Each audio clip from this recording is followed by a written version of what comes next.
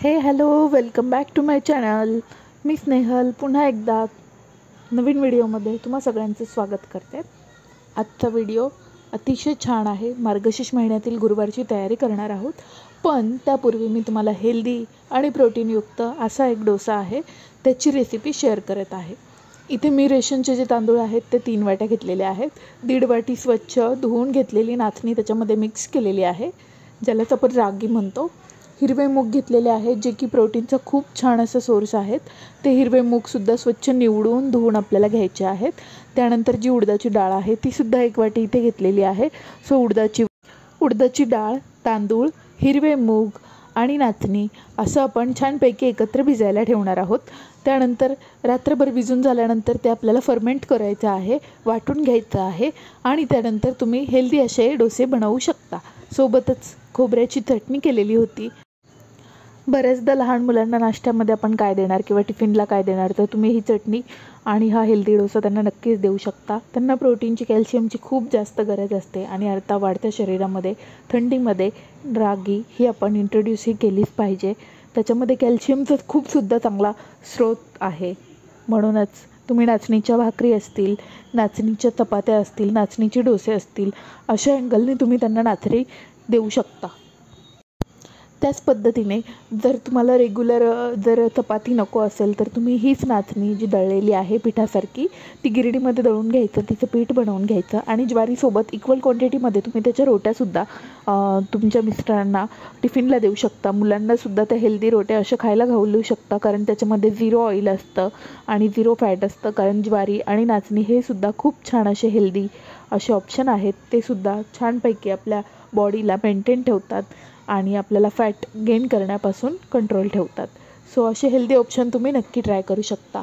आज मार्गशीर्षचा पहिला गुरुवार आहे. सो मी बाहेरची सगळी तयारी करून घेतलेली होती. कपडे वगैरे सगळं धुवून घेतलेलं होतं आणि माझी गॅलरी स्वच्छ केल्यानंतर मी बाहेरच्या तयारीसाठी आलेले होते.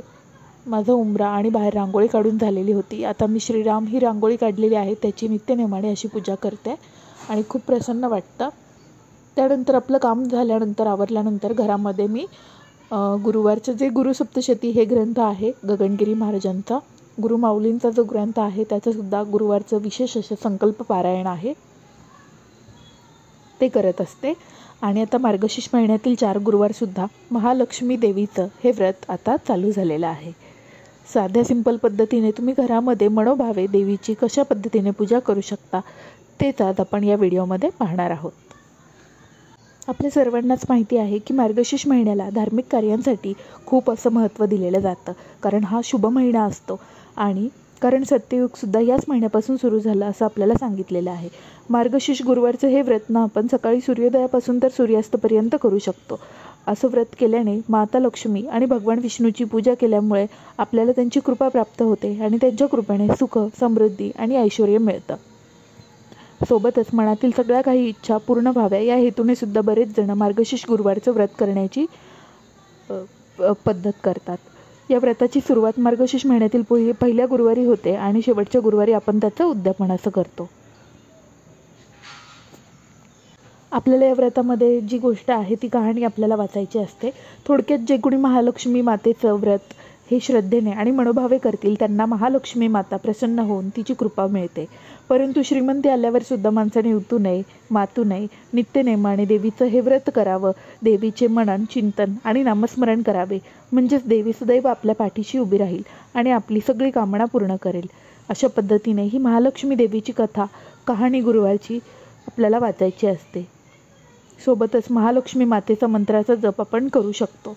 आता आपल्याला माहितीच आहे की पूजा कशी करायची. साधी सोपी पद्धत आहे. पूजा करण्यापूर्वी आपल्याला ज्या ठिकाणी पूजा करायची आहे तिथे स्वच्छ जागा करून घ्यायची. सगळीकडे रांगोळी काढून घ्यायची असते. रांगोळीने स्वस्तिक मांडून घ्यायचं आणि मग त्यावरती चौरंग ठेवायचा. चारही बाजूला तुम्ही रांगोळी काढू शकता. त्याच्यावरती लाल हिरवा कपडा ठेवून तुम्ही त्याच्यावरती तांदूळ किंवा गव्हाणे अशी त्याची चक्राकार अशी सजावट करून पूजा करू शकता. त्याच्यावरती अक्षता वाहिल्यानंतर हळदी कुंकू वाहायचे. त्यानंतर गडू घ्यायचा. त्या गडूमध्ये तांब्याच्या दुर्वा, सुपारी आणि शिक्का 1 रुपयाचा ठेवायचा आणि त्याला बाहेरून हळदी कुंकवाची बोटं लावायची. त्यानंतर विड्याची पाने, आंब्याची पाने सजवून मधोमध आपल्याला नारळ ठेवायचा असतो. कलशावरती चक्राकार असा नारळ आपण मधोमध ठेवतो. सोबतच आपल्याकडे असलेलं लक्ष्मी यंत्र ठेवायचं. माता लक्ष्मीच्या चेहऱ्यावरती उजेड पडेल अशा पद्धतीने उजव्या बाजूला देवीच्या दिवा लावायचा असतो. मग तो तुम्ही तुमच्या आवडीने तुपाचा किंवा तेलाचा लावू शकता. देवी मातेची षोडशोपचार पद्धतीने पूजा करू शकतो. देवीला 5 फळं अर्पण करू शकतो. गोड अशी मिठाई, दुधाचा नैवेद्य असं अर्पण करू शकतो. सोबतच देवीला कमळाचे फूलसुद्धा आपण अर्पण करू शकतो. आणि संपूर्ण कथा वाचून झाल्यानंतर आपण कुटुंबासोबत देवी मातेची आरती करू शकतो. सोबतच श्री महालक्ष्मी देवीचे जे अष्टक आहे ते वाचायला हवे. देवीची व्रतकथा आपण मनोभावे वाचू शकतो. मनातील सगळ्या इच्छा प्रकट करून आपण देवीला प्रार्थना करायला हवी.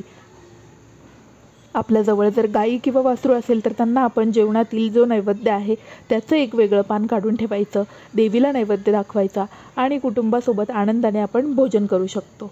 आता दुसऱ्या दिवशी या कलशातील पाणी आपण घरामध्ये शिंपडायचं असतं आणि त्यानंतर तेच पाणी नदी तलावात द्यायचे किंवा जर नदी तलाव नसेल तर आपण तुळशीला सुद्धा ते अर्पण करू शकतो.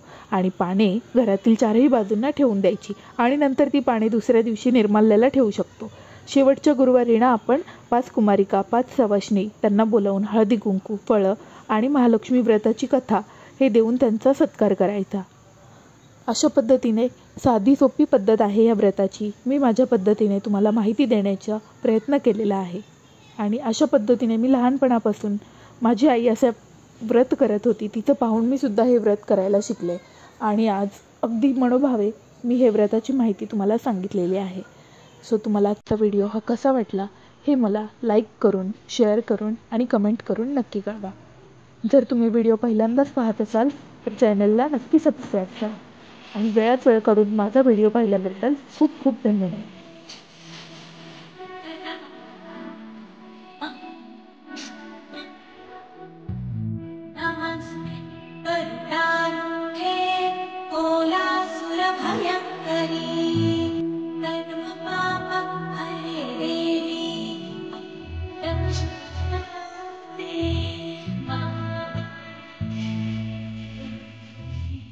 But